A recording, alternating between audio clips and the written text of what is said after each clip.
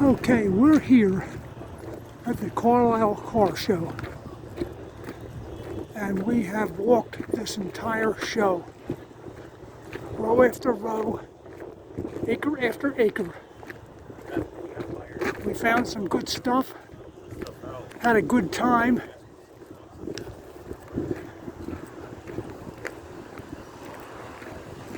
and just enjoyed ourselves entirely. This is what it's about. Rows and rows and rows of car parts, books, hubcaps, wires, tools.